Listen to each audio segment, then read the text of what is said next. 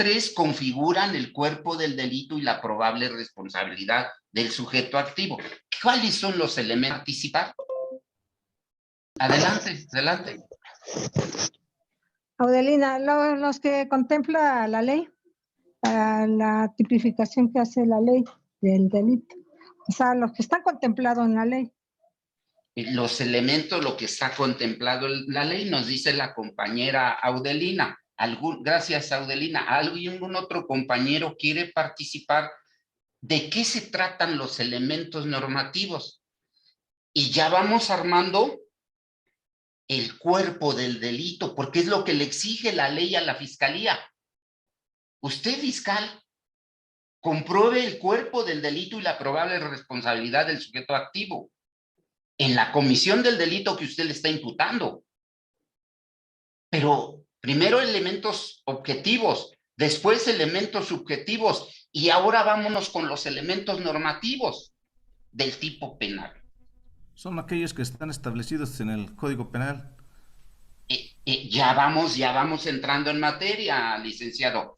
Muy bien, un poquito, si nos los quiere más definir, nos los puede, para que los compañeros lo puedan digerir mejor.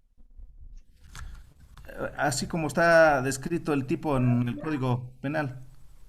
A ver, muchas gracias, licenciado. ¿Otro compañero lo quiere desmenuzar más?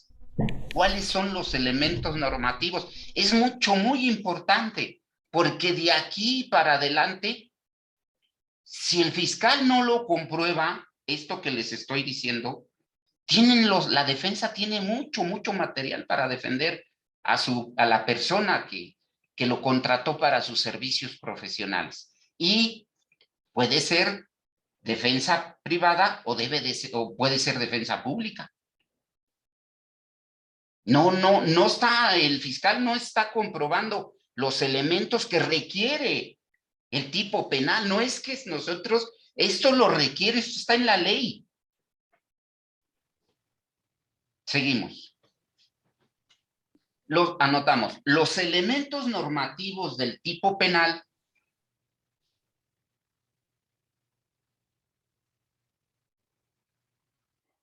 son los que el jurista, el defensor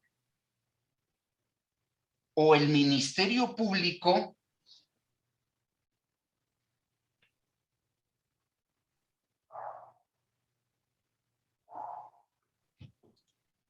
tiene que interpretar.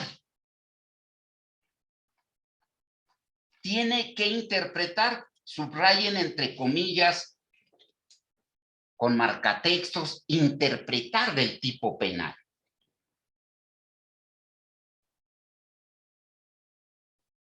Miren,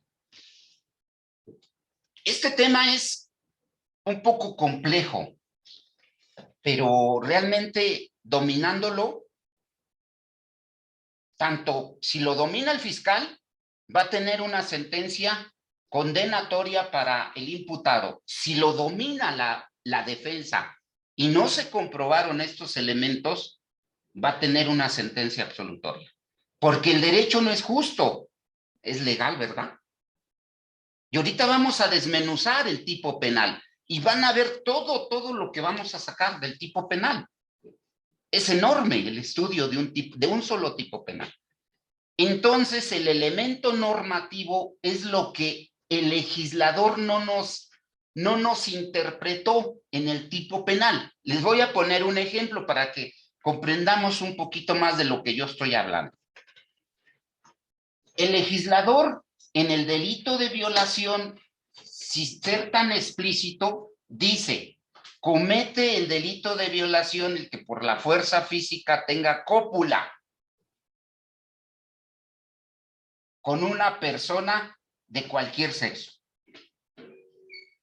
Pero ahí adelante nos dice qué es la cópula. Ahí no vamos a entrar en detalles porque ya comprendemos la mayoría qué es la cópula. Ya no te puedes hacer para un lado ni para otro. El legislador te lo está interpretando, compañero abogado. Ya te está diciendo, ese se llama elemento normativo. el legislador ya te lo interpreta, pero también hay veces que no te lo interpreta. Fíjense bien. En el delito de robo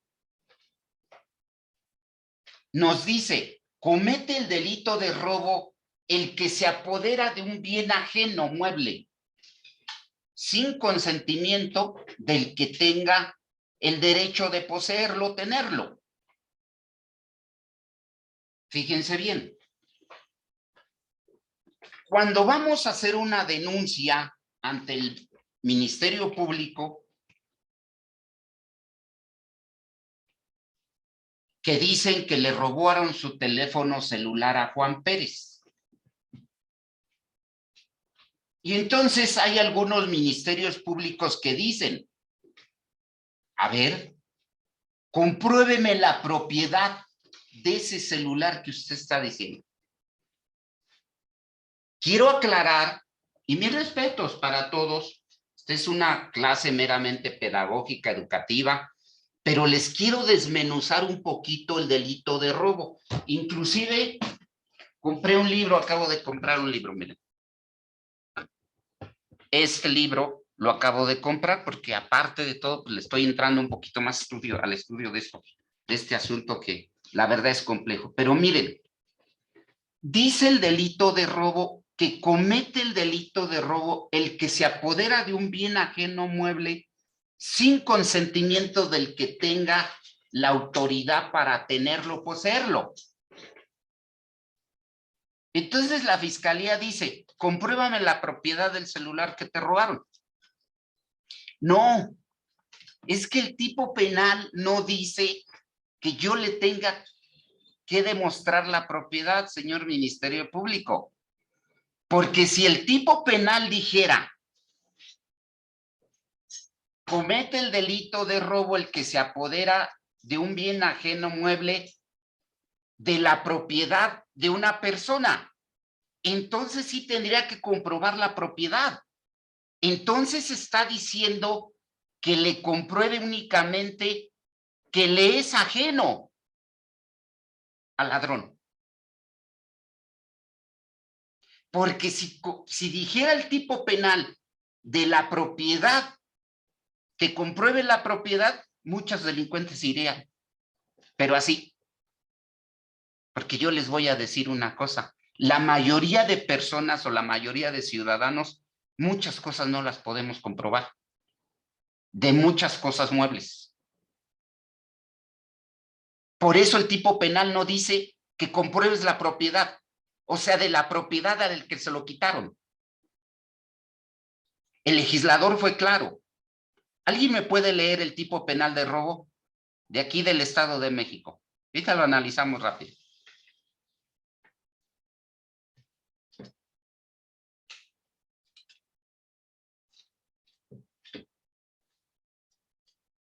Hay cosas muebles que es forzoso comprobar la propiedad, como la de un vehículo, ¿verdad? Eso sí, el Ministerio Público los va a obligar a que comprueben la propiedad, pero hay muchas cosas. Pero el legislador no fue claro, por eso nosotros lo que hacemos es desmenuzar el tipo. Doctor, me gustaría opinar Maestro, y decirle que antes de hablar 287. de la acreditación. Perfecto, adelante, adelante. Adelante, adelante, maestro Víctor. Audelina. Del Estado de México, Perdón, el perdón, 287. maestra Audelina, un segundo. Primero el maestro Víctor y después usted. Adelante, maestro. Perfecto.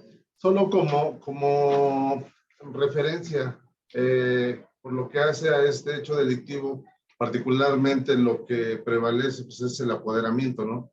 Yo creo que una característica principal a acreditar por parte de la Fiscalía, pues es precisamente eso, el desapoderamiento.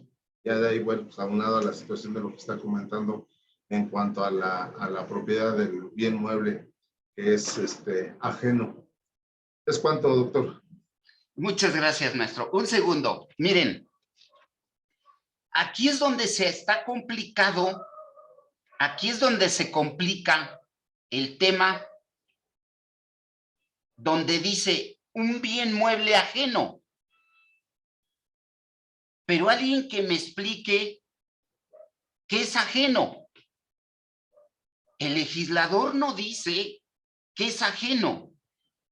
De bote pronto vamos a decir rápido qué es, pero yo les garantizo que no es lo que nos imaginamos. ¿Por qué? Porque la teoría de la ajeneidad no la conocemos muy bien. Vuelvo a repetir, al iniciar la carpeta de investigación, nosotros lo que le tenemos, cuando se va a hacer la denuncia al Ministerio Público, le tenemos que comprobar que ese bien que tiene el ladrón en su poder es ajeno a él. ¿Sí me explico? Pero ¿qué es la ajeneidad? Eso es lo que el legislador en el elemento normativo del tipo penal no nos aclaró. No nos los aclaró. Por eso se llaman elementos objetivos, subjetivos y normativos del tipo penal. Porque no nos los aclaró. ¿Qué es la ajeneidad? Entonces el jurista en la defensa pública privada deberá de interpretar el tipo penal en el elemento normativo. Y ahí es donde está, donde se complica. Vuelvo a repetir, en el delito de violación ya nos dijo que es la cópula, pero acá no nos dice que es ajeno. Y otra cosa, la teoría del apoderamiento. Ya habíamos platicado que en el centro comercial, es un ejemplo que les puse, la señora Juana va al centro comercial y dice, en su psique, agarra unos calcetines y se los mete a esta parte. No los pone en su carrito, sino se los mete aquí. Da 3 pasos y ve una cámara que dice, chin, se regresa y los deja donde los agarró. Pregunta clave. ¿Se lo robó o no se lo robó según el tipo penal? Y de esto es el pan de cada día de los abogados, ¿eh? Y estoy hablando en centros comerciales de todo el mundo. Se lo replanteó el caso. Doctor, Sí.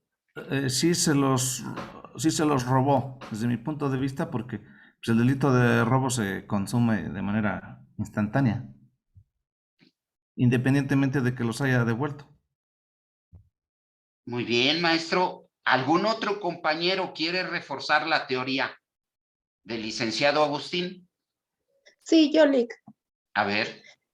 Sí, para mí igual sí considero que es un robo porque tiene el elemento subjetivo, porque tiene el dolo y la culpa, porque tiene la intención, bueno, no la intención, el querer y el hacer las cosas. Si lo hizo y no lo puso en el carrito, ya el hecho de haber puesto los calcetines en otro lado, ahí tiene toda la intención de robárselo, aunque después lo haya dejado, pero para mí sí es un robo. Vámonos al delito de robo aquí en el Estado de México. Delito de robo del Estado de México. Ayúdenme a alguien que lo lea. Yo lo tengo, doctor.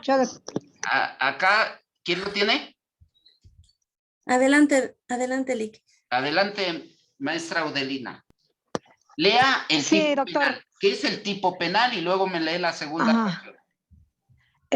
Doctor, artículo 287 del Código Penal Estado de México dice, comete el delito de robo el que se apodera de un bien ajeno, mueble, sin derecho y sin consentimiento de la persona que pueda disponer de él conforme a la ley. Dice, sin derecho y sin consentimiento de la persona que pueda disponer de él. El legislador no dice en esa parte que sea de su propiedad. Por eso les decía que el legislador no quiso poner de su propiedad porque hay muchas cosas que nosotros no podemos comprobar. la posesión o tenencia del bien mueble. Hay muchas cosas. Por lo tanto, si el legislador hubiera encasillado y dijera de su propiedad, entonces se irían muchos delincuentes que roban. Porque al llegar al Ministerio Público tendríamos que comprobar la propiedad de cada bien mueble robado. Y eso, el legislador ahí sí hay que aplaudirle porque dijo, vuélvalo a repetir, Audelina, el tipo penal. Es lo que estaba yo explicando hace rato, pero ahorita lo clarificamos más. Sí, delito de robo, artículo 287 del Código Penal Estado de México. Comete el delito de robo el que se apodera de un bien ajeno, mueble, sin derecho y sin consentimiento de la persona que pueda disponer de él conforme a la ley. Ahí está. Que pueda disponer de él, no que sea de su propiedad. ¿Sí me explico? ¿Hay alguien que me pueda decir que no lo comprende? El legislador encasilló y dice del bien ajeno mueble del que pueda disponer de él conforme a la ley. No dice del que sea de su propiedad, porque si dijera de su propiedad, entonces estaría diciendo, ah, bueno, me tienes que comprobar que es de tu propiedad. Y les pongo un ejemplo. Si dijera de su propiedad, entonces estaría en un problema grave la autoridad, la fiscalía, porque fíjense bien, les pongo otro ejemplo. Supongamos el repartidor de Sabritas, por decir un ejemplo. Llegan y le roban, le quitan con violencia la camioneta y el producto. ¿Esa camioneta y ese producto es del repartidor? No, él trabaja. Y si lo hubiera encasillado el legislador diciendo que le quiten algo de su propiedad, se iría mucha gente libre. Y ahora sí me van comprendiendo el análisis del tipo penal. Se iría mucha gente libre. Vuélvalo a repetir, Audelina, por tercera vez. Lo que yo trato. Sí, doctor. Artículo 287 del Código Penal Estado de México. Comete el delito de robo el que se apodera de un bien ajeno mueble, sin derecho y sin consentimiento de la persona que pueda disponer de él conforme a la ley. Les pongo el ejemplo nuevamente del repartidor de Sabritas. Le quitan la camioneta en un robo con violencia, mano armada. Le quitan el producto. Llega al Ministerio Público y quiere hacer la denuncia y el MP le dice, acredítame la propiedad. Yo no se la puedo acreditar porque yo no soy dueño. Yo soy repartidor. Al que le quitaron la camioneta es al repartidor, no al dueño de Sabritas. ¿Sí ya me comprendieron? Entonces, en ese momento, si el legislador hubiera puesto esto, se iría mucha gente. Por eso les digo y les vuelvo a repetir, el elemento normativo del tipo hay que interpretarlo y el legislador no nos dijo, no nos aclaró. Como el de cópula. El de cópula nos los aclara bien y no tienes para dónde hacerte. En estos tipos penales no. Porque hay que interpretarlos. Y al interpretarlos, muchos le daríamos nuestra interpretación como Dios nos da a entender. Por eso le dicen al fiscal, compruebe los elementos subjetivos, normativos y objetivo, subjetivo y normativo del tipo penal. Compruébeselo para que me arme usted el cuerpo del delito y la probable responsabilidad. Pero va más allá. Va más allá el cuerpo del delito.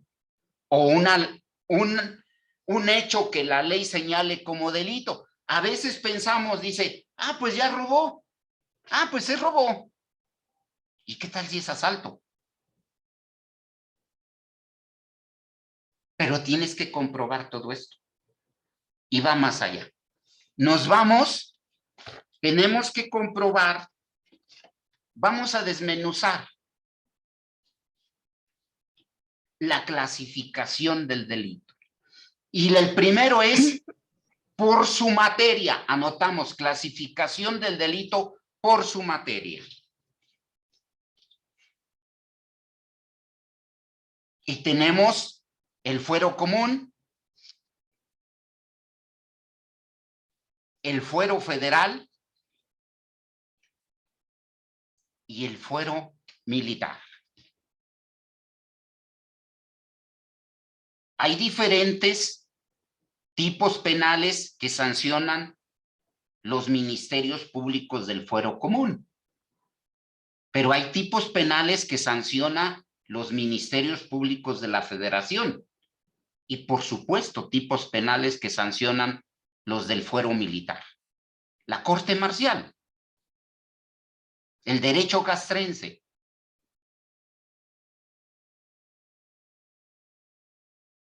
El primero, pues un delito de robo, ¿verdad? Del fuero común.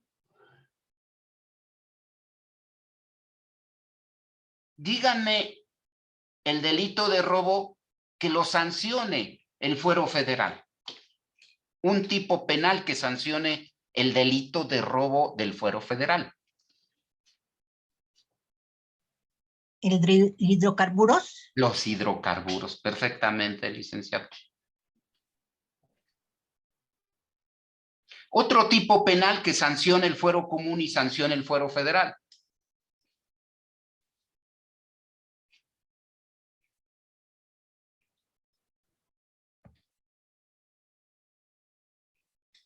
Las armas, ¿verdad? Las armas. Posesión. Puede ser posesión, portación, traslado, acopio, ¿verdad? La delincuencia organizada. Ese es otro tipo penal. Y requiere calidad en los sujetos activos. ¿Qué calidad? Perdón, quiere número en los sujetos activos, que sean más de 3. ¿Correcto? No requiere calidad, perdón, en el sujeto activo. Requiere número, que sean más de 3. Conforme a los elementos del tipo penal. Segundo elemento del tipo penal, que es la calidad en el sujeto activo y pasivo en cuanto a calidad y número. Seguimos. La otra parte de la clasificación del delito la tenemos en función de su gravedad. Anotamos. Segunda clasificación del delito en función de su gravedad.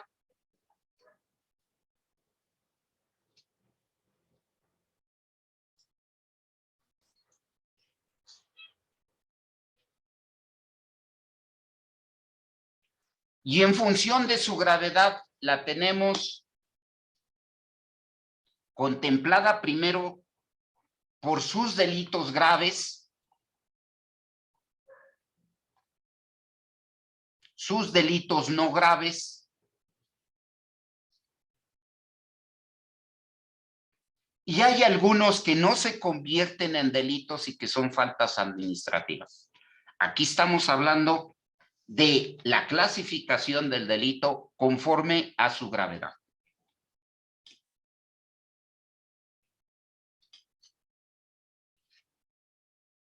El tercero, según la conducta del sujeto activo, según la conducta del sujeto activo. Estamos en clasificación de los delitos de los tipos penales, estamos desmenuzándolo. Doctor, por ejemplo, en la segunda mencionó función de su gravedad y entra por lo que es por sus delitos graves, no graves y el otro. En la otra es por faltas, pero que no se convierten en delito, que son sancionadas por el bando municipal o por los los reglamentos de tránsito. El pasarse un alto no es un delito, es una falta administrativa, pero si al pasarse el alto se estrella contra otro vehículo, ya causó daños en los bienes, ya tiene un delito. Pero si en ese pasarse el alto atropella a una persona o mueren personas, ya tiene un homicidio culposo. Por eso habla de las faltas, pero que no se convierten en delitos. El tercero, según su conducta del sujeto activo. Esta es otra clasificación del tipo penal, según su conducta. Y ahí hablamos de la acción y de la omisión. Adelante, hablamos también de la omisión simple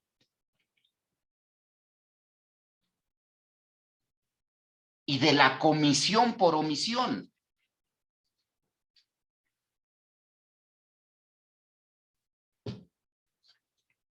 Estamos desmenuzando el tipo penal. ¿Quién me puede decir cuál es la omisión simple?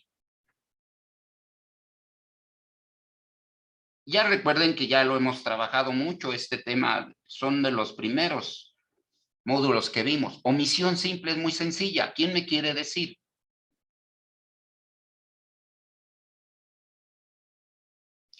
Anotamos, omisión simple es cualquier tipo de omisión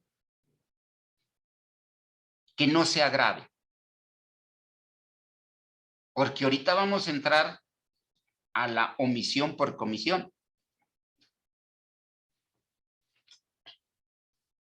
¿Alguien me puede decir qué es la comisión por omisión? Un delito que se comete por omisión por comisión. María de Jesús Yáñez. ¿Por qué hablamos de todo esto? Por la punibilidad, jóvenes. Maestro, la mamá que deja sin alimentar al niño, al bebé, y el bebé muere. Está bien ese ejemplo, Carlos. Comisión.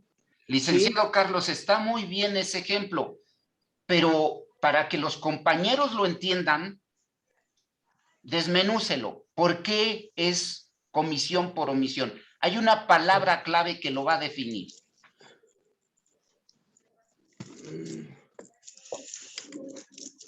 Garante. ¿Es inactividad corporal? ¿Mande? Audelina. ¿Es inactividad corporal? Por inactividad, no. No sé. Doctor, bueno, yo, mi punto de vista es que tiene una calidad del sujeto, el sujeto que la comete, ¿no? En el dado caso, un ejemplo, por ejemplo, un policía que tiene una responsabilidad, una calidad, entonces no la cumple y hace una omisión y esta Muy bien. es un delito, porque tiene una calidad de él.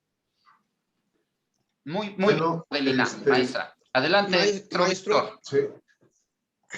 Bueno, nada más para recalcar lo que acaba de comentar la compañera, considero que es el famoso deber, ¿no?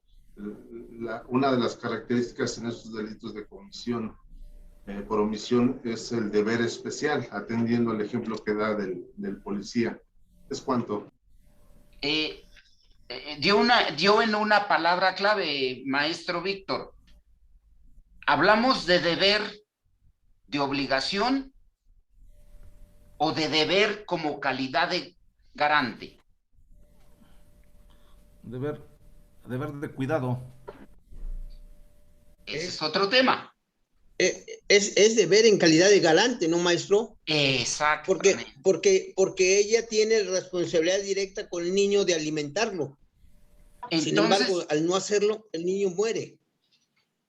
¿Sí? Entonces, es un delito de omisión por comisión.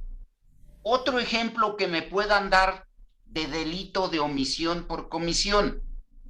Una cosa, ahorita aclaramos el deber de cuidado y el deber de garante. Son dos cosas diferentes. Muy diferentes. Deber de cuidado y deber de garante. Adelante. Un ejemplo de omisión por comisión. Doctor, Sí, hola Alejandro. sí, maestro. Disculpe, mire, un ejemplo sería por decir el de una guardería que tiene el deber de cuidado y calidad de garante, el cual que por una omisión hay un atragantamiento de un bebé y la maestra no se da cuenta cuando le están dando los alimentos o se distrae y provoca una broncoaspiración. Tiene el deber de cuidado y calidad de garante. ¿Es cuánto, doctor? El ejemplo que nos acaba de dar el maestro Alejandro es un ejemplo claro de la omisión por comisión. Primero, la clave fundamental que debe de tener el sujeto activo es que tenga la calidad de garante. La calidad de garante significa que está obligado, quiera o no, a salvaguardar el bien jurídico tutelado del sujeto pasivo. Porque sería el hacer o no hacer, ¿no, doctor? No, En deber en caso de que no lo atendiera, que no lo auxiliara también, aparte del deber y calidad de garante. Sí. el deber Como de... por decir otro ejemplo, doctor. Adelante, adelante. Es por decir, mire, a nosotros nos sucedió en una escuela secundaria donde un niño, el deber de cuidado pues lo tiene el docente, el maestro, ¿no? Y calidad de garante. Este niño se atragantó con una moneda de 5 pesos. Broncoaspiró y pues desgraciadamente no lo atendieron a tiempo del deber de cuidado y falleció el niño por atragantamiento, por asfixia. Entonces, para mí son ejemplos que la verdad, como usted lo menciona, no, y lo digo con todo respeto, ¿no? Es un deber de cuidado y calidad de garante. ¿Es cuánto, doctor? Muchas gracias. Sí. ¿Por qué hablamos del deber de cuidado, la calidad de garante? ¿Por qué lo hablamos, licenciada María de Jesús Yáñez, usted como defensora pública? ¿Por qué es importante decir el delito que se cometió del que está hablando el maestro Alejandro no es doloso para el sujeto activo, sino es un delito de comisión por omisión? ¿Por qué? Porque entre una pena y otra pena, si fuera dolosa la conducta, sería un homicidio doloso y se va hasta 20, 35 años de prisión. Y si es de omisión por comisión y yo lo compruebo como defensor público o defensor privado, voy a sacar a mi cliente hasta puede ser que con una caución. Por la omisión, maestro. Por la omisión. Al Maestro, hablar, sí, adelante, ¿quiere abundar más en el tema? Sí, maestro, ahí entraría también lo que sería abandono de personas. Por ejemplo, ¿no? No. ¿No entraría lo que es la omisión? Abandone al... El abandono de persona es dolosa. Okay. No es culposa. El abandono de persona es una conducta dolosa, no es culposa, maestro. Jesús. Es importante que valoremos las figuras jurídicas. Hay unas que se parecen. Y esas que se parecen son talones de Aquiles de cualquier jurista. Entonces la comisión por omisión es culposo. Es culposa, sí, claro. Y bájala, porque es importante saber esta conducta, porque le va a quitar entre la dolosa de un homicidio, se va a 20, 35 años de prisión, hasta 50, cuando es calificada. Pero si usted defiende a la persona, al imputado, por una omisión por comisión, inclusive con una caución se puede ir. Claro, va a haber reparación del daño, pero no va a pisar la cárcel. Otro compañero que quiera hablar sobre este tema. Buenas tardes, soy Janet Ojeda. Adelante, Janet. Maestro Jaime Castelán, Su micro, quiere usted hablar, pero no se escucha su voz. Entonces, por ejemplo, lo que sucede comúnmente en el Seguro Social, de que llegan por atención médica y pues obviamente los atienden de acuerdo a la gravedad. Entonces, si por ejemplo algún médico dice no es grave y se muere la persona, entonces ahí estaríamos hablando de una comisión por omisión. Fíjese bien. Que sería muy diferente que si llegara, por ejemplo, un delincuente, y el médico dijera, no te voy a atender porque eres un delincuente, por ejemplo. En este supuesto, ¿qué sería igual, doloso o culposo? Fíjese bien, Janet. Vamos a clarificar primero. El médico, óiganlo bien, de repente hay una balacera frente a una clínica, grande, chiquita, a un consultorio, y de repente al médico que está en el hospital, en la clínica, en el consultorio, le llega una persona con herida de bala. El médico está obligado, óiganlo bien, obligado a prestarle la atención médica. Aún sabiendo él que acaba de suceder la balacera y le están llevando los mismos delincuentes o la policía para atención. Si su consultorio es muy sencillo, él tendrá que darle los primeros auxilios y canalizar. Pero el médico no puede decir, usted es delincuente y no lo puedo atender. No. Está obligado. ¿Por qué? Porque la ley lo obliga a prestar. Él en su juramento como médico juró atender seres humanos y además la ley lo obliga. No puede él, lo que también la ley le obliga es inmediatamente hacer una llamada al Ministerio Público, que en ese momento ahí llegó un delincuente porque escuchó la balacera y ahí está, y inmediatamente el Ministerio Público mandar la policía de investigación para la detención del sujeto, pero el médico lo tiene que atender. No es si quiere o no. Bueno, pero en el supuesto de que no, por ejemplo, hirieron, no sé, a un familiar, a alguien cercano, y que él se ponga en esa condición, obviamente por su calidad tiene que atenderlo. Así es. Pero para que sea una comisión por omisión debe de ser culposo, pero en este aspecto él no quiere y no lo atiende porque él no quiere. Se hace una denuncia ante el Ministerio Público.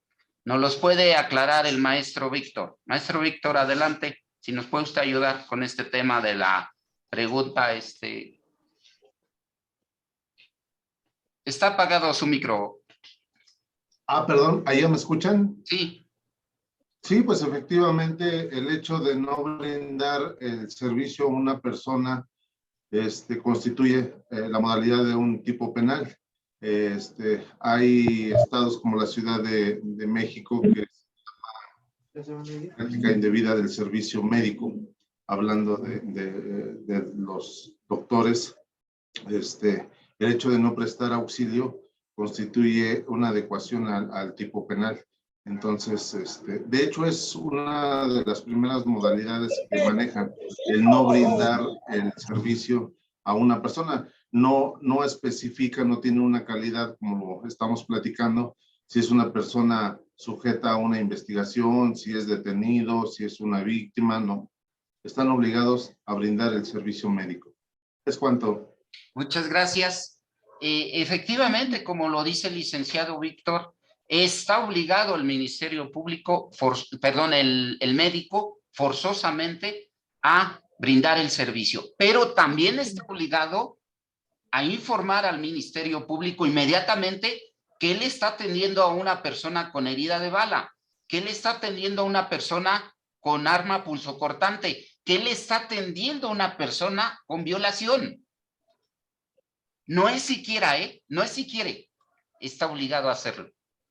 Para que inmediatamente se le dé parte al Ministerio Público y el Ministerio Público haga sus diligencias si es una persona que va con, que se le ve notoriamente que va violada, que va herida de bala o herida de arma punzocortante, porque de ahí se está desprendiendo un delito y el médico no puede quedarse con esa información. Si se queda con esa información y llega a saber el Ministerio Público, va a tener un problema muy grave. Y si no le diera la atención médica a una persona que va con herida de bala, con arma punzocortante, ya con casos vistos de violación u otro delito, y esa persona fallece, el médico está sujeto a un delito de omisión por comisión, porque tiene la calidad de garante. La calidad de garante no es si lo quiere hacer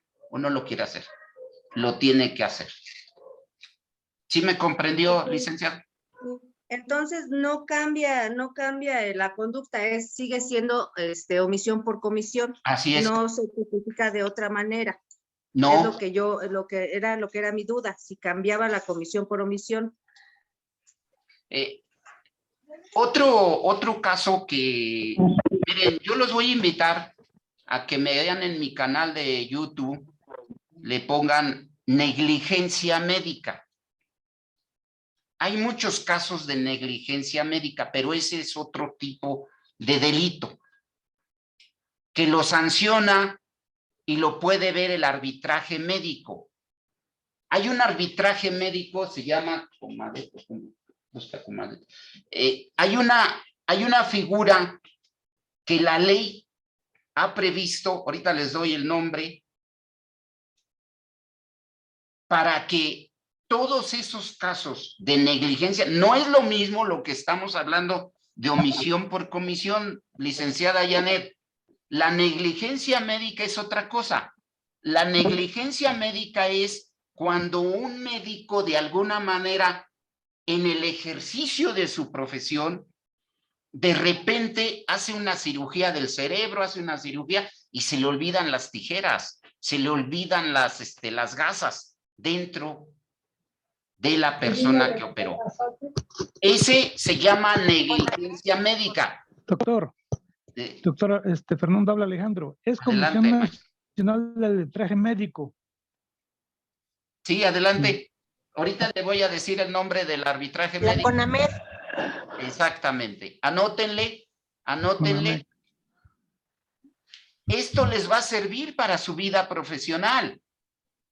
Porque este organismo que creó el mismo gobierno es para que se ponga la demanda o denuncia, es demanda o denuncia ante este organismo.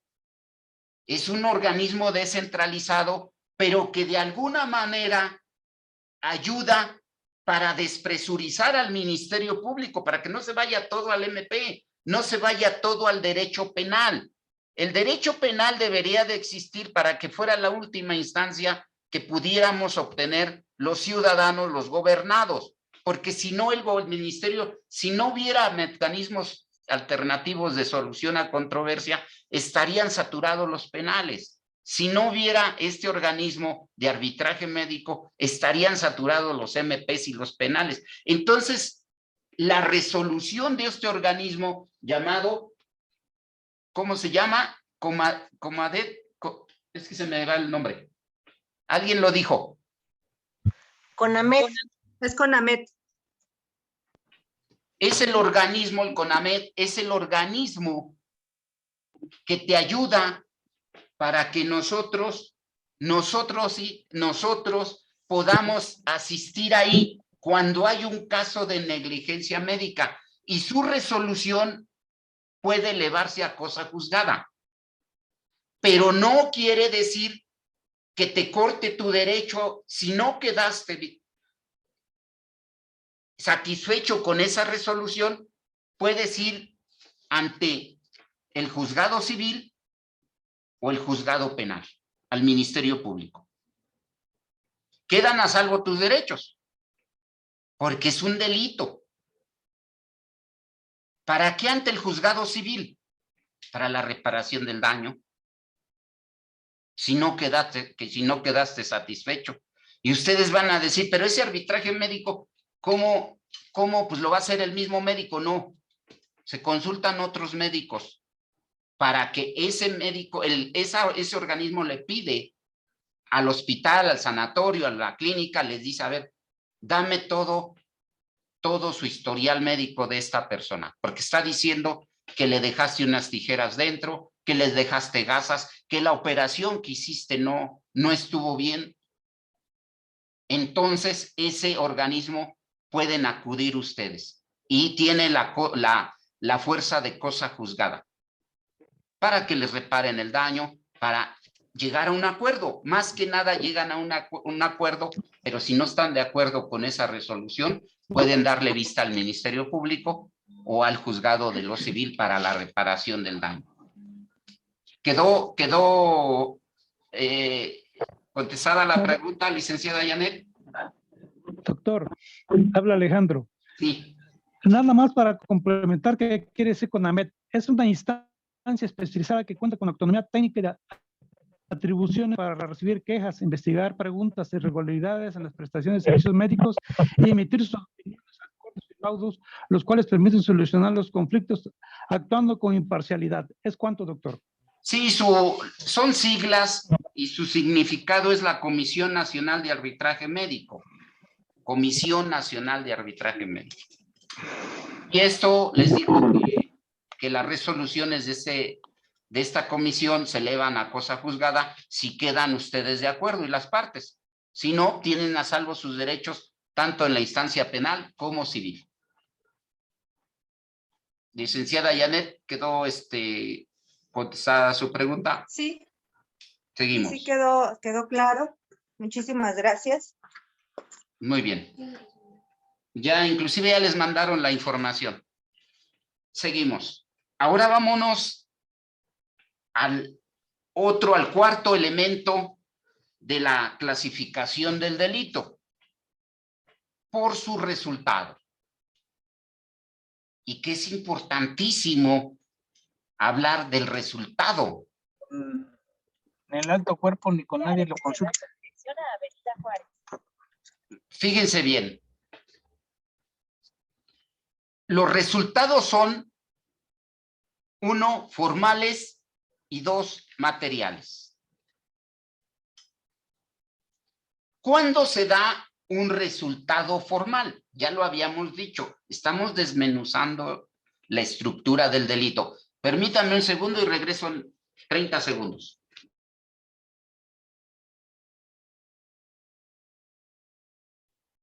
Ya habíamos hablado del resultado formal. El resultado formal, anotamos, no tiene una mutación en el mundo exterior del sujeto pasivo. No tiene una mutación en el mundo exterior del sujeto pasivo. Y el resultado material sí lo tiene. Tiene una mutación en el mundo exterior, en el sujeto activo. Supongamos un homicidio, pues hay un muerto, lesiones, hay un lesionado. Esos son resultados materiales.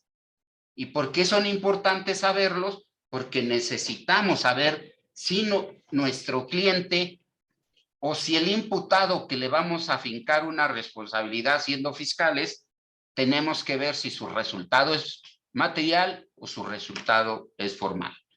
Y sirve el resultado formal y material para la reparación del daño. Los resultados formales no tienen reparación del daño. Seguimos. Otro, estamos hablando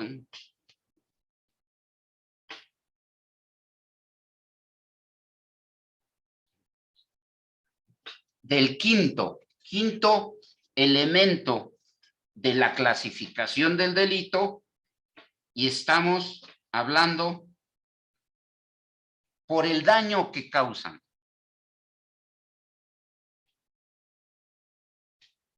De lesión o de peligro.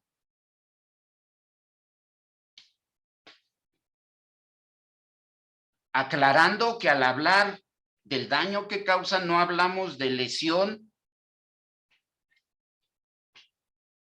sino está hablando de lesión al bien jurídico tutelado, de lesión al bien jurídico tutelado, de lesión y de peligro. Lesión al bien jurídico tutelado, peligro del bien jurídico tutelado. Dice por el daño que causan.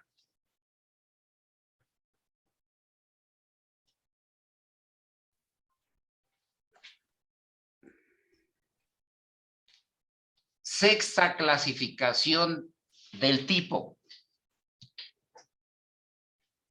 Por su duración a la consumación del delito. Por su duración a la consumación del delito. Estamos en clasificación del tipo, estamos desmenuzándolo.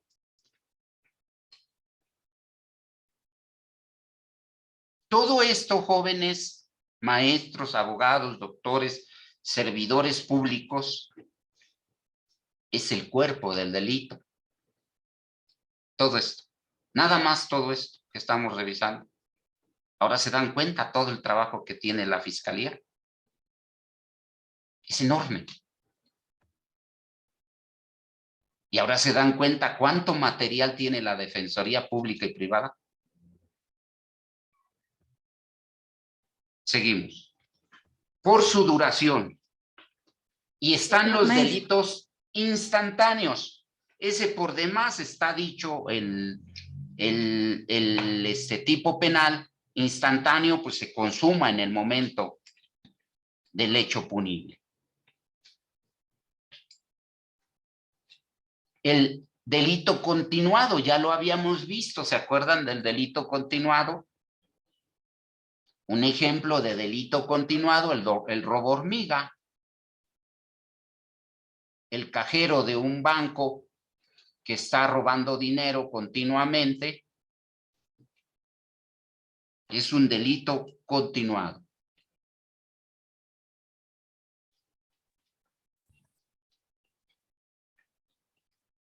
¿Alguien me puede decir cuál es el delito permanente?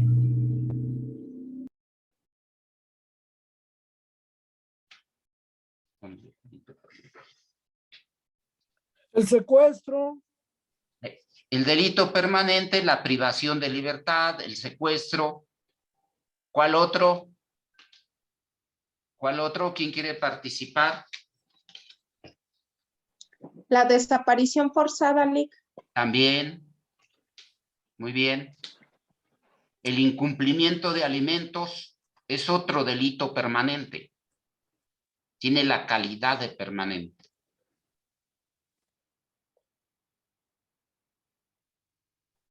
Otro, la bigamia.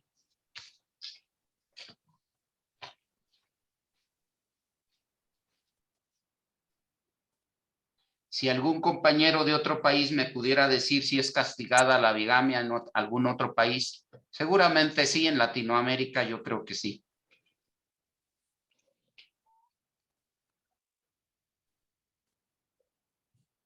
Seguimos. La aportación ilegal de armas. ¿La qué? La aportación ilegal de armas. Y la aportación ilegal de armas, el acopio, son delitos permanentes. Pero ¿para qué sirve todo que sea instantáneo, que sea continuado? O sea, para la punibilidad. Para la imposición de la pena. Todo esto nos sirve para la imposición de la pena.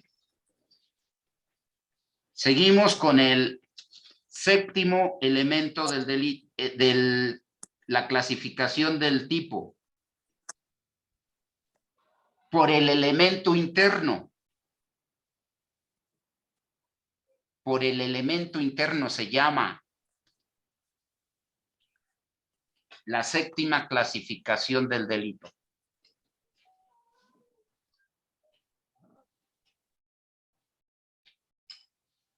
Que sean, inciso A, dolosos, culposos,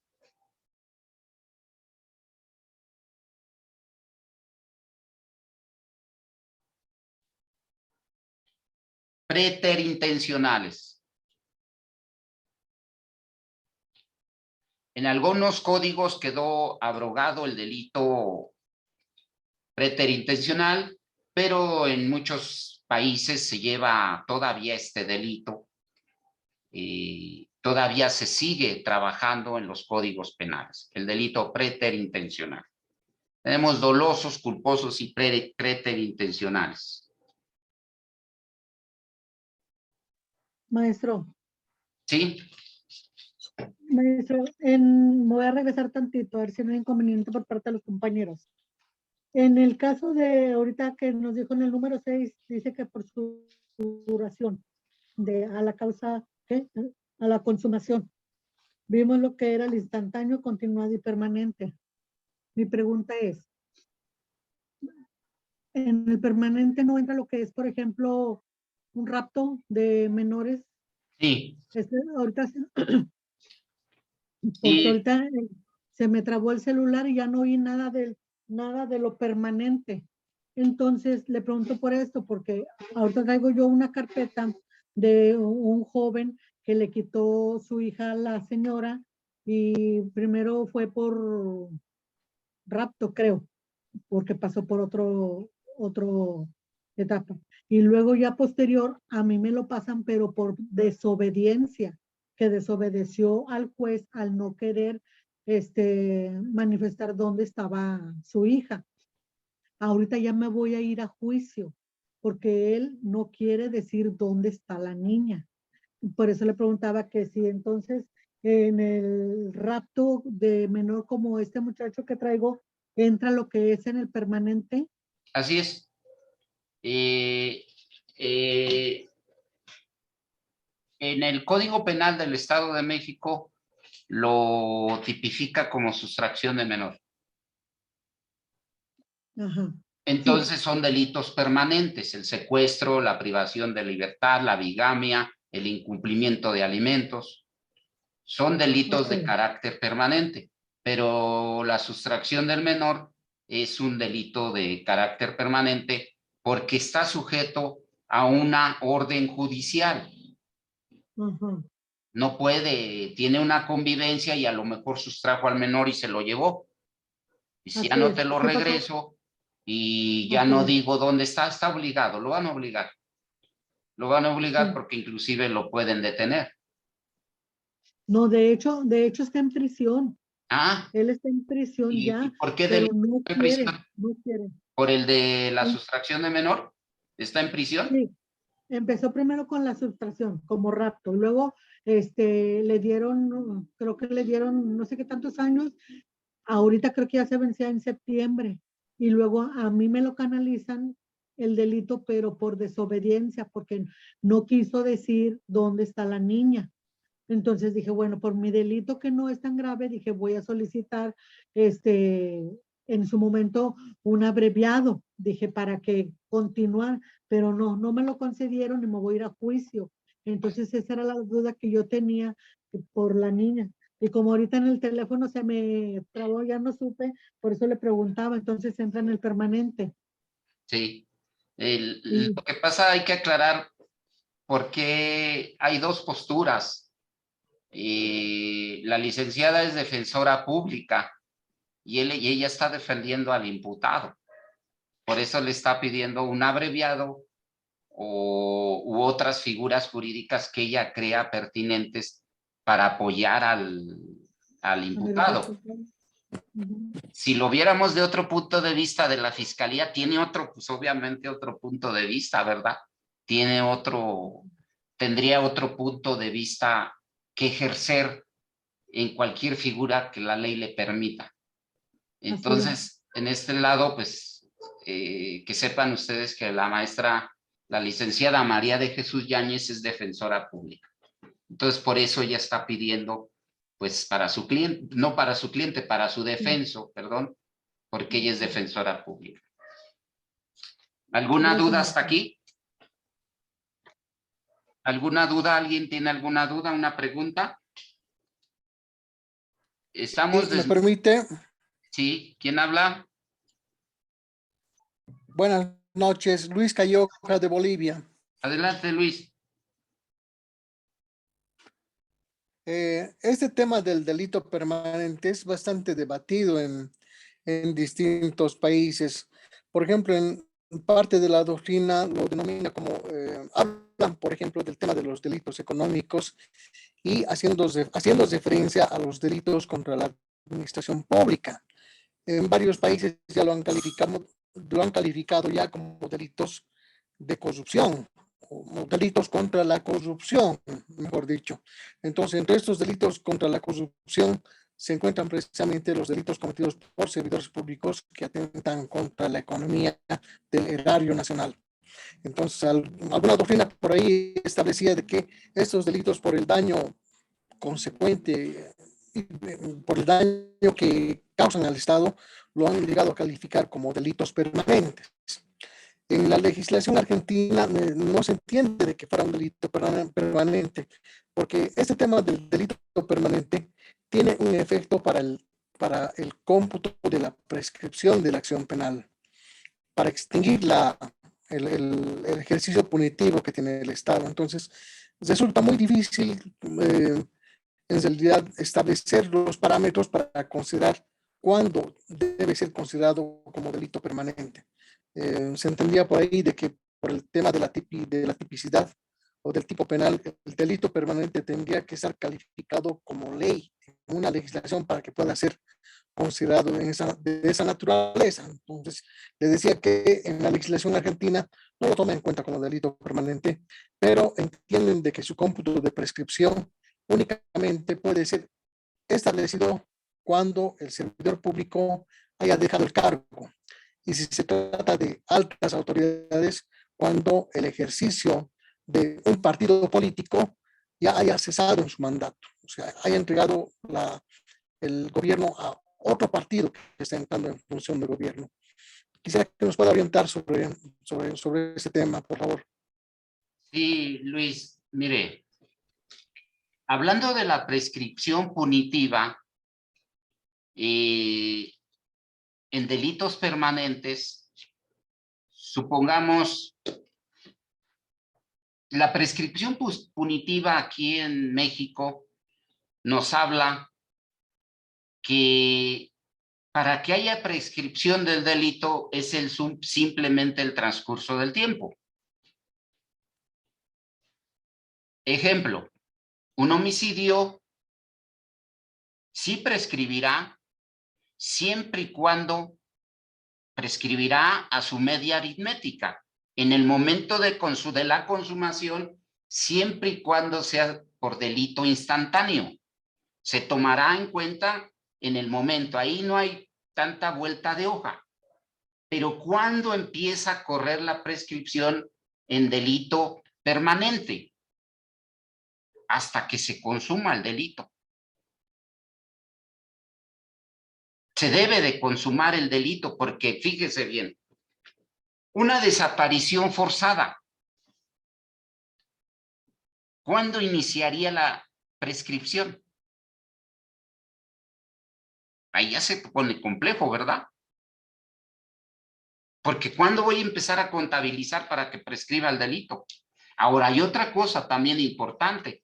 Cuando se trate de violencia de género de niñas y niños, ya no hay prescripción.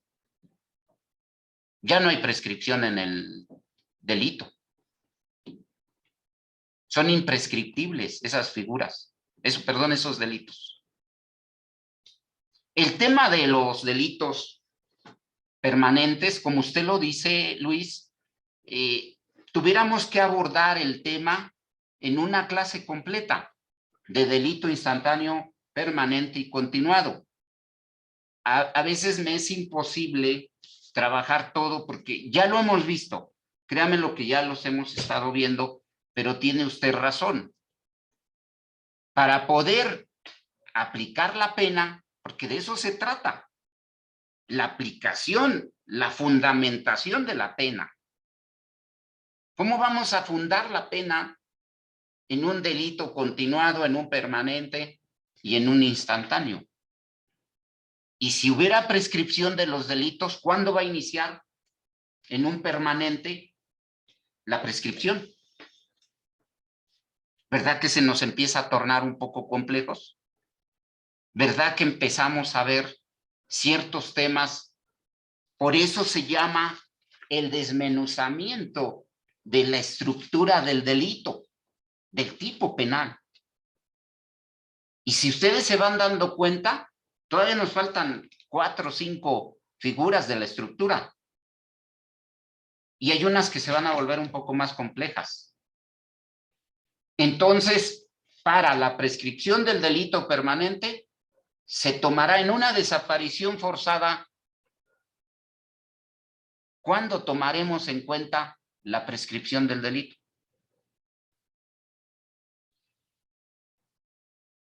¿Quién quiere participar?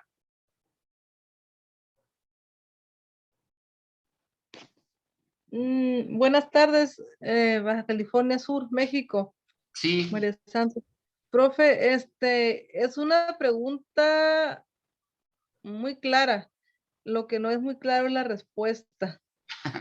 ¿Cuándo, sí, cuándo prescribe un delito por desaparición forzada? Pues, híjoles, eso sí que será por el tiempo, no sé, en el tiempo. Fíjese bien que hay temas que hay que abordar, pero yo les haría una pregunta. ¿Y si no encuentran el objeto material? Pues no hay delito. No.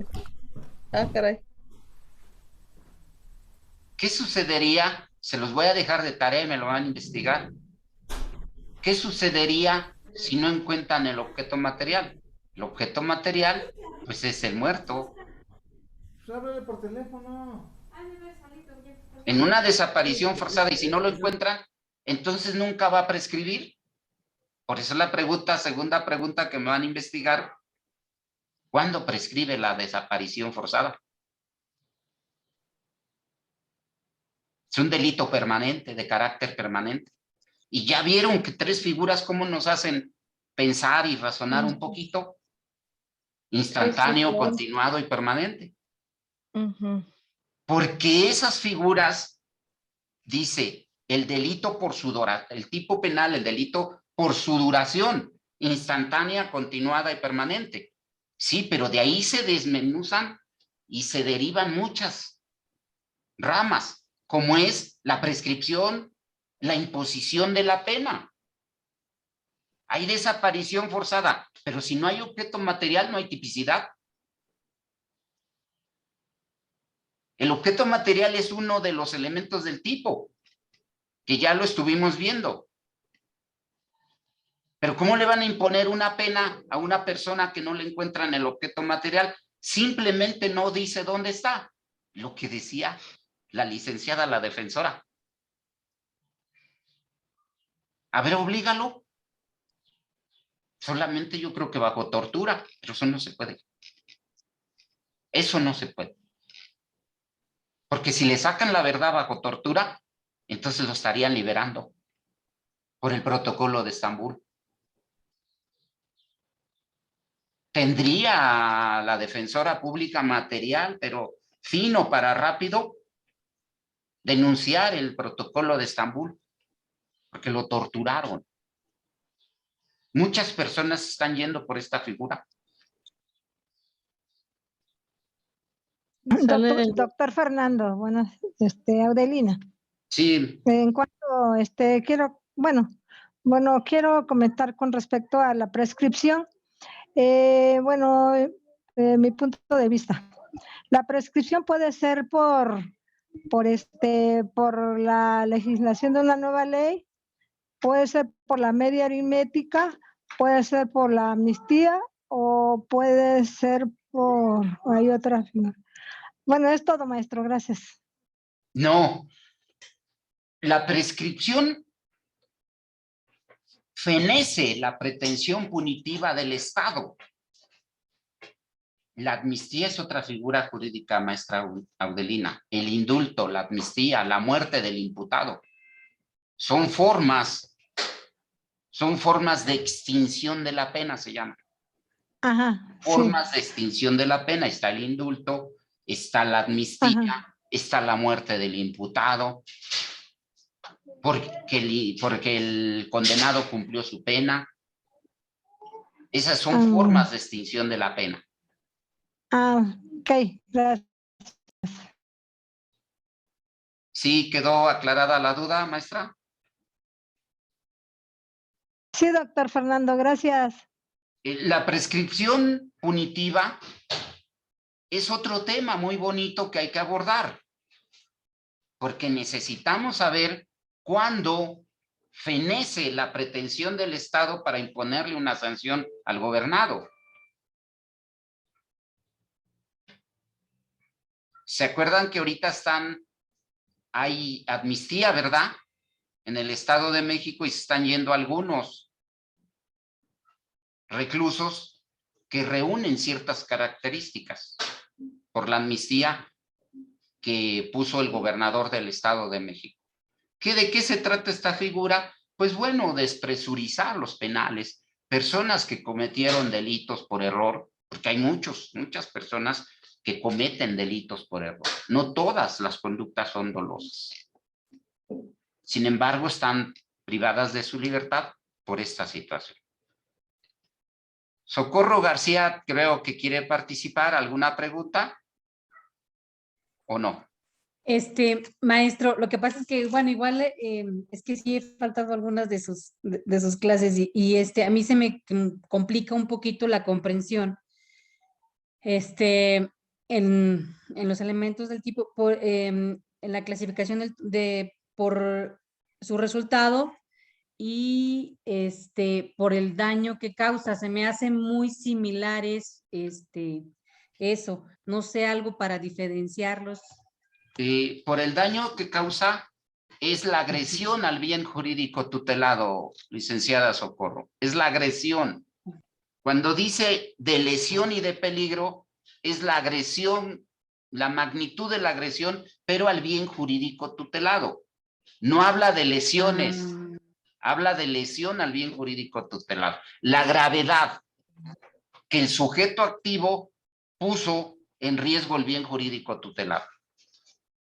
En el internet ahorita anda circulando un video donde asaltan una combi, la roban con violencia y el sujeto activo le dispara al conductor. Y el conductor se debate entre la vida y la muerte porque le dio el disparo en la cabeza. Sí. De eso habla, del daño que causan. Del daño. ¿Qué tanta gravedad y qué tanto en riesgo puso el bien jurídico tutelado? En este caso, la vida. La vida. Obviamente, este sujeto no va a ser procesado en el momento que lo detengan por lesiones, sino va a ser procesado por tentativa de homicidio calificado. Tentativa de homicidio calificado, lo tiene que poner a disposición la fiscalía. Porque de eso habla, por el daño que causa. Él causó un daño al bien jurídico tutelado de mayor gravedad. Puso en riesgo la vida. No lo mató instantáneamente, pero puso en riesgo la vida. Y la vida es el bien jurídico tutelado más preciado del ser humano. Entonces, se va a ir por tentativa de homicidio calificado si no se muere. Pero si se muere, se va por homicidio calificado. Seguimos. Por su estructura, es la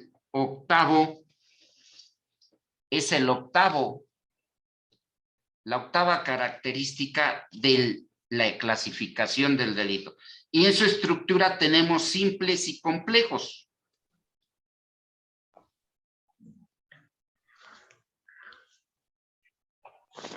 Y anotando los simples, los tipos penales simples son los que lo cometen un sujeto activo. con una conducta. Y los complejos lo comete un sujeto activo, pero con dos conductas. Para que se pueda consumar el delito, el tipo penal complejo, debe el sujeto activo cometer dos conductas. Y el delito es instantáneo. A ver, alguien que quiera participar y que me diga... Maestro, sí. Maestro, una duda, antes de empezar. En el caso de los complejos, ¿hay una similitud con los concursos de delito? ¿No son parecidos, son iguales? No, son similares. Y ahorita vamos, ojalá y nos dé tiempo, porque nos vamos a entrar al concurso de delitos. Todavía no vamos a alcanzar a llegar ahí, pero vamos a entrar para la siguiente clase, concurso de delitos, pero también vamos a entrar al autor mediato, al autor directo, que pudiera parecerse el mediato. Pero vámonos al delito complejo, que es complejo, ¿eh? Aquí el jurista nos las puso un poquito difícil, pero no está tan difícil. A ver, para el delito complejo, el sujeto activo debe de cometer dos conductas punitivas para que se dé el delito complejo. Díganme un ejemplo de un delito que el sujeto activo cometa dos conductas para que se dé el delito complejo.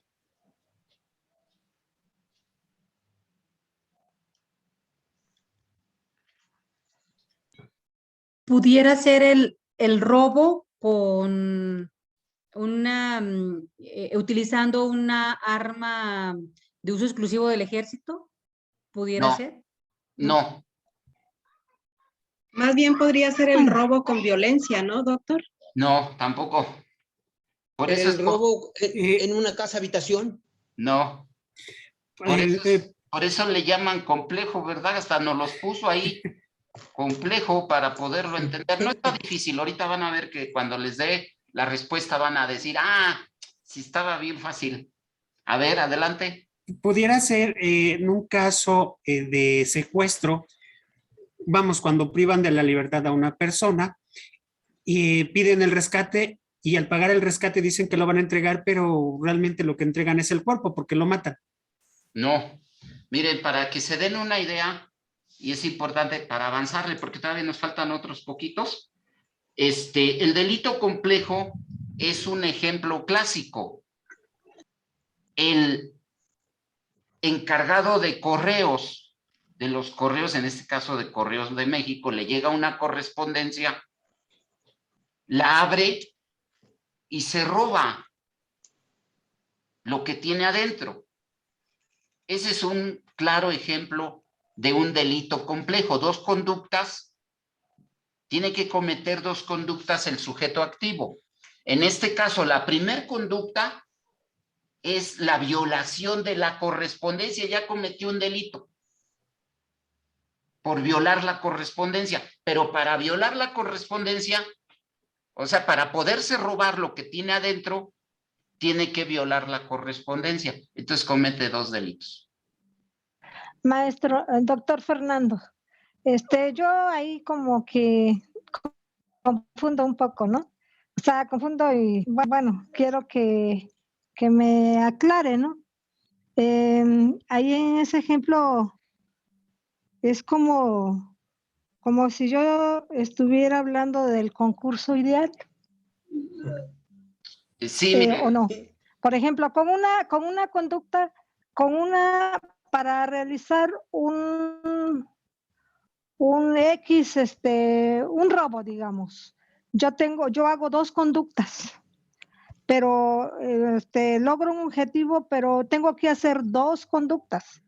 ¿Es parecido al concurso ideal? Mi pregunta. Sí, miren, no me quiero meter al concurso ideal y al concurso real, al concurso de delitos, porque nos vamos a confundir un poquito más. Para la siguiente clase ya lo vamos a armar. primero necesitamos saber la estructura del delito. Hoy estamos viendo estructura del delito. Esto es cuerpo del delito o un hecho que la ley señale como delito. Necesita comprobar la fiscalía todo esto. Saber sí, maestro, muchas su gracias. materia por su función de gravedad, por la conducta de la gente, por su resultado, por el daño que causan, por la duración, por el elemento interno. Estamos por su estructura, que es simples y complejos. Porque también tendríamos que analizar el autor directo y el autor mediato. Para eso vamos a armarlo. Pero primero necesitamos ir poco a poco, figura por figura, maestra Odelina. Para la siguiente ya vamos a armarlo. Sí, doctor Fernando, muchas gracias. Seguimos. Entonces, los delitos complejos necesitan dos conductas delictivas, dos conductas criminales para poderse consumar el delito complejo. Y ya dijimos, la persona de Correos de México tiene un sobre, él no puede por ningún motivo abrir el sobre, porque ese se llama violación de correspondencia. Pero más aún, abre el sobre y se roba lo que tiene adentro. Ese es un ejemplo claro de un delito, un tipo penal complejo. Me van a hacer de tarea dos tipos penales complejos. Hagan la tarea, miren, ya no somos niños. También si ustedes la quieren hacer bien, si no también, yo no la reviso porque pues no somos niños. Pero les va a ayudar para su vida profesional, hay que investigar, de eso se trata. Doctor. Sí. Gracias, doctor. ¿Cómo se encuadraría la persona que roba una tarjeta de crédito y luego la utiliza? Ese es un delito. A ver, ¿quién le quiere ayudar a su compañero? Yo considero que podría ser un ejemplo de delito complejo, a menos que esté equivocada. A ver, licenciado Víctor, una persona que se roba una tarjeta y la utiliza, va y extrae el dinero del cajero, ¿qué tipo de delito es? No entra el de identidad, maestro. Sí. Adelante, licenciada. Gracias, maestro. Adelante. Maestro, ¿no entra como el de identidad, que es de banco o de tarjeta de cajero? No es robo de identidad porque le está robando el dinero. La pregunta que hizo el compañero que va y la utiliza. Al utilizarla estás trayendo el dinero. Quiero pensar que ese fue el ejemplo. Licenciado Galaxy A10S. Porque no tiene nombre, ¿verdad? ¿Cómo se llama? Doctor. No está saliendo el nombre porque se tuvo inconveniente en la computadora. Soy Patricio Troya de Quito, Ecuador. Ah, mire, Patricio, pues ya lo ubiqué ahora sí. No, pues ya. Gracias, Patricio. Para mí, no sé, pues puede ser que yo sea el equivocado. ¿No es delito continuado? Continuado, no. Es instantáneo. Es instantáneo porque se consuma en el momento. A menos que esté extrayendo varias veces dinero. Pero de momento le roba la tarjeta y va y saca dinero, es delito instantáneo. Ahí hay abusados, ahí hay que estar bien abusados en la estructura de los delitos, si son instantáneos, permanentes o continuados.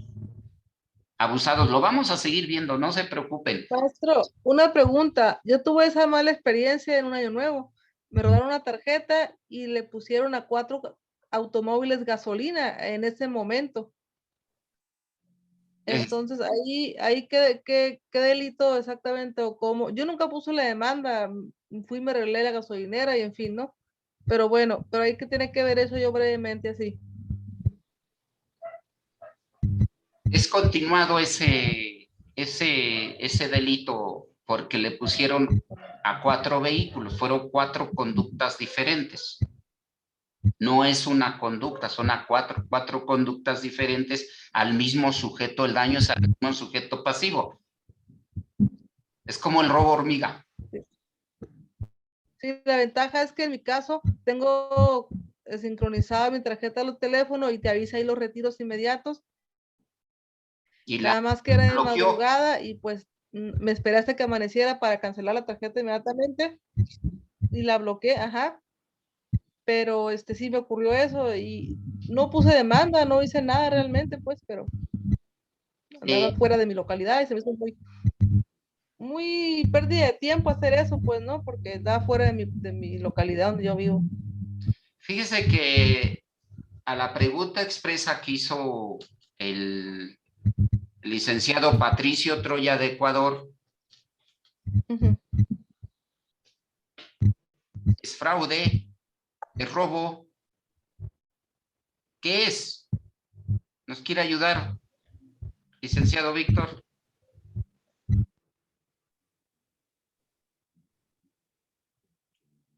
Bueno, pues yo considero que al existir el desapoderamiento de la tarjeta, pues evidentemente se da el robo, ¿no? Es como que un poco complejo porque al momento que tiene el inmueble ajeno, si bien es cierto que es una tarjeta de uso mercantil, pues evidentemente sabe que existe o hay la posibilidad tan grande de que existe pues, cierta cantidad de dinero, ¿no? Para poder disponer de la cantidad. Por eso considero que pues, se da el robo, ¿no? Se da el robo en ese sentido. Gracias, licenciado Víctor. Tiene razón el fiscal. Tiene totalmente la razón. ¿Por qué? Porque el verbo rector del delito de robo es el desapoderamiento. ¿Por qué me quieres chingar, Robert? ¿Qué te he hecho? Entonces, el desapoderamiento nos da el verbo rector usados con los verbos rectores de los tipos penales.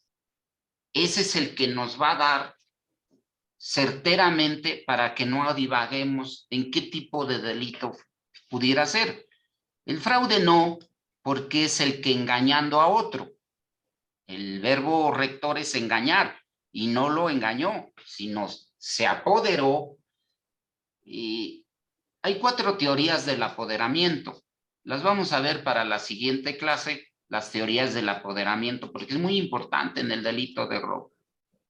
¿Correcto? Hace rato dijimos que si se había robado la cosa, la señora del ejemplo que pusimos al inicio, y claro que se lo robó. Rápido, ayúdeme con el tipo penal del delito de robo en su primera fracción, para que quede claro que sí se lo robó, porque muchos van a decir es que no salió del centro comercial, es que sí salió, es que no salió. Fíjense bien lo que dice el delito de robo para los centros comerciales, porque esto ustedes lo van a tener como pan de cada día. Adelante. Si gusta usted, lo leo yo, maestro, si gusta. Adelante. Artículo 287. Comete el delito de robo el que se apodera de un bien ajeno, mueble, sin derecho y sin consentimiento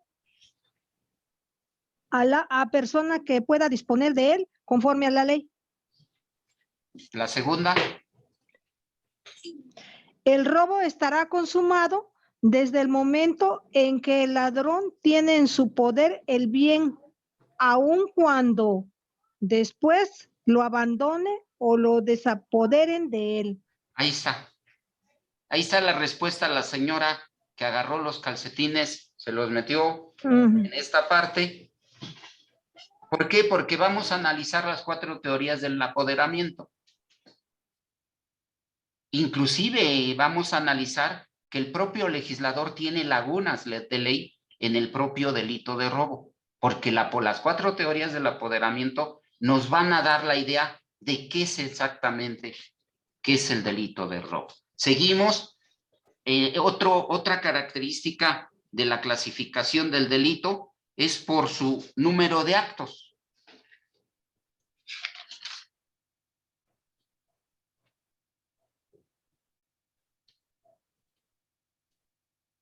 Y el primero es unisubsistentes. Unisubsistentes.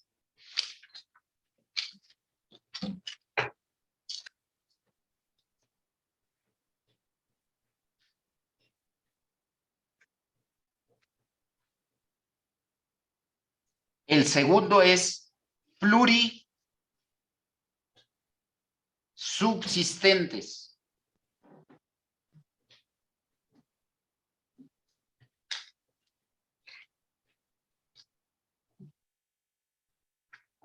Y el unisubsistente significa que el tipo penal se agota en un solo acto.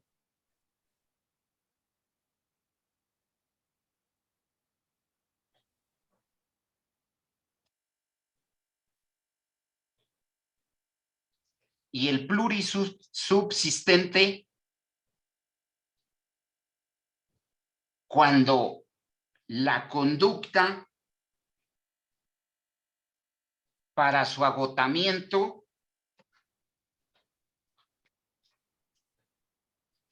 necesitan varios actos.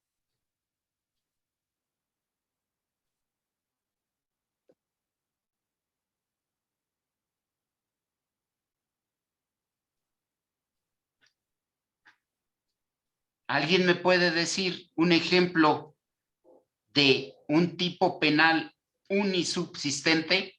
Dijimos que se agota en un solo acto.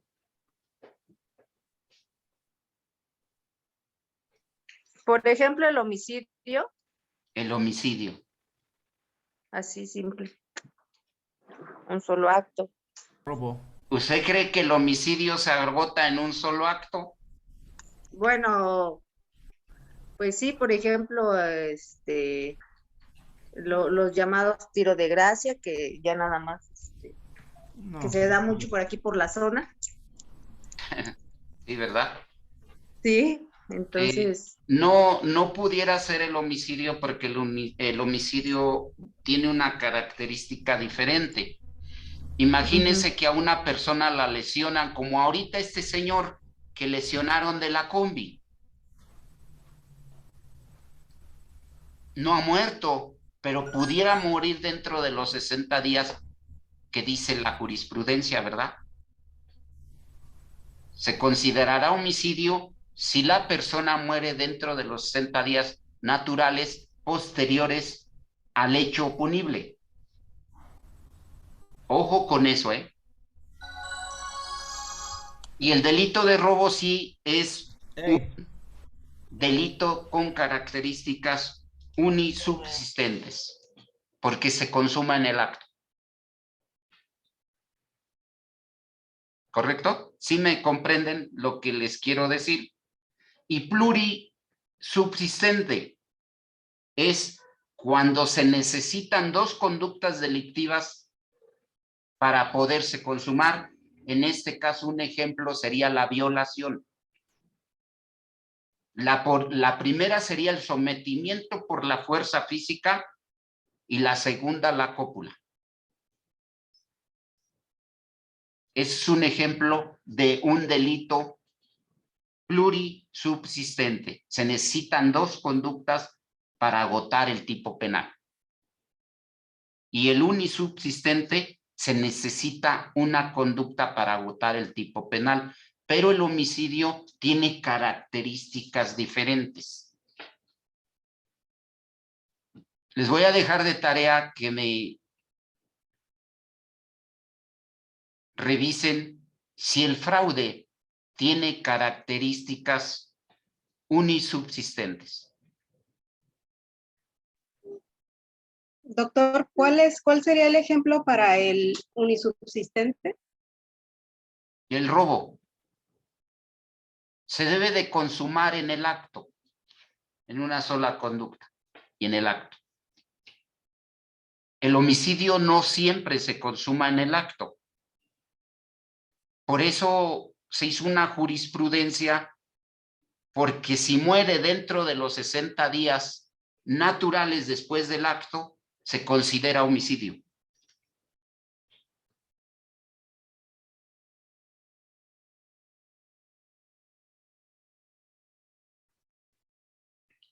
Ya nada más les voy a dar otros dos que nos vamos a ir rapidito por su número de sujetos.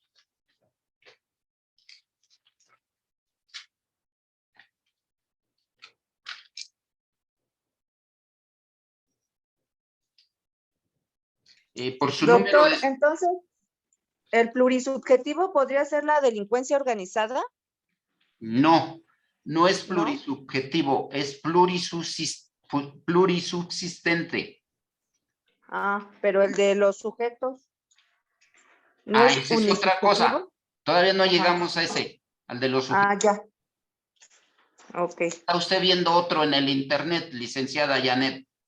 No, se me pierda. lo que pasa es que lo recuerdo que es unisubjetivo y plurisubjetivo, me parece, entonces por eso le preguntaba. Estamos viendo unisubsistentes y plurisubsistentes. Ok, gracias. Ándele.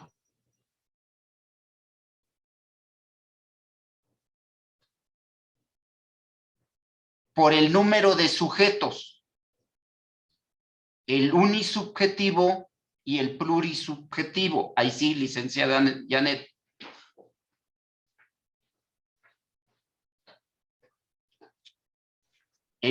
Doctor, ¿puede repetirlo, por favor? Gracias. Por su número de sujetos, unisubjetivo y plurisubjetivo.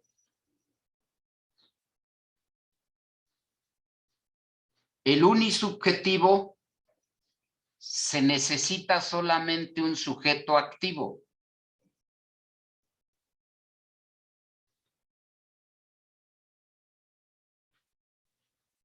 Como normalmente lo conocemos como dominio del hecho. Dominio del hecho. El sujeto activo es uno y tiene el dominio. Ejemplo, un solo sujeto se sube a robar una combi, a asaltar una combi de transporte público. A ese se le llama dominio del hecho. Él tiene el dominio del hecho. Unisubjetivo. Plurisubjetivo, varios sujetos cometen un hecho criminal, como es el delito de rebelión, como es un asalto a un banco o robo a un banco. Esos son los dos ejemplos de plurisubjetivo. Y a eso lo conocemos como codominio funcional del hecho, ¿verdad? Hemos hablado mucho del codominio funcional del hecho, donde varios sujetos intelectuales con autor intelectual o autor material tienen el codominio funcional del hecho.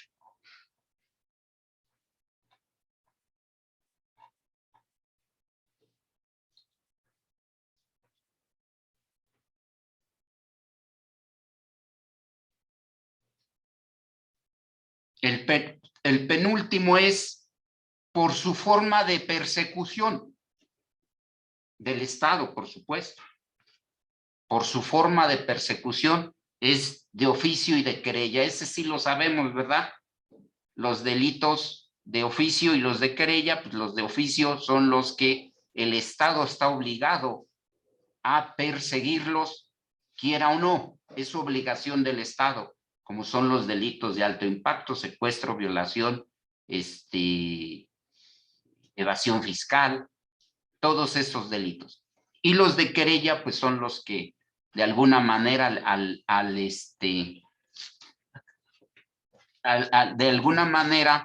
al sujeto activo el Estado le dice, puede llegar a un acuerdo en estos delitos, que ya están debidamente en el artículo 9, en el artículo 19 de la Constitución Política de los Estados Unidos Mexicanos como delitos graves. Y el último, por su clasificación legal.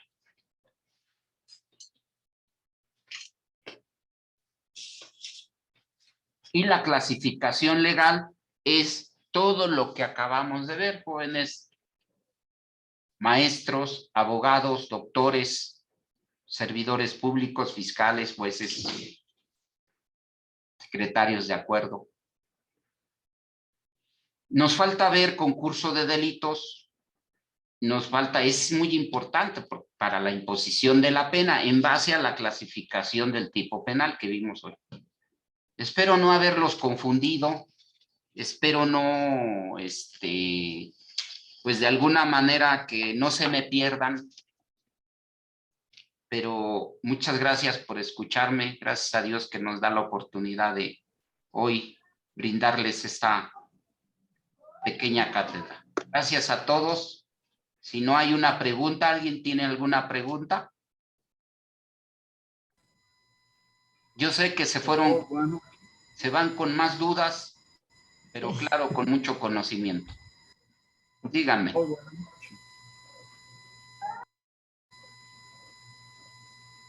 Nada más agradecerle, doctor, por las explicaciones que nos da y los ejemplos que nos aclaran, en mi caso personal, me aclaran muchas dudas, y por la tolerancia y paciencia que a veces a la primera pues no entiendo. Y pues muchas gracias y excelente noche a todos. De eso se trata, licenciada Yanet, de este diplomado, que todos aprendamos. Que todos. Gracias, maestro. El licenciado de Quito, Ecuador, nos hizo una pregunta que nos hace reflexionar. Si a alguien le agarran su tarjeta de crédito, ¿qué delito es? ¿Fraude o robo? Y pues ya nos los aclaró el fiscal del Estado de México, el licenciado Víctor, y ya vimos cuál es el verbo rector, el por qué es un robo. Pues ya nos vamos metiendo al exégesis del análisis de la teoría del delito. Llevamos un año y cacho, y pues como ustedes pueden ver, con más dudas que cuando empezamos. Claro que tenemos más dudas, pero claro que tenemos mucho conocimiento ya en nuestro haber. Recuerden que vamos a iniciar nuevamente teoría del delito módulo 1, clase 1, y pues vamos a volver a ver ciertas figuras jurídicas que a lo mejor no quedaron claras o a lo mejor ya las dominamos, ¿no? Pero vamos a seguir trabajando con esto. Adelante. Gracias, doctor Fernando. Gracias, maestra de Colombia. Gracias a todos. Muchas gracias, maestro. Dios lo bendiga. Cuídese mucho. Gracias, doctor, desde Bolivia. Muchos saludos y bendiciones. Doctor, bonita noche.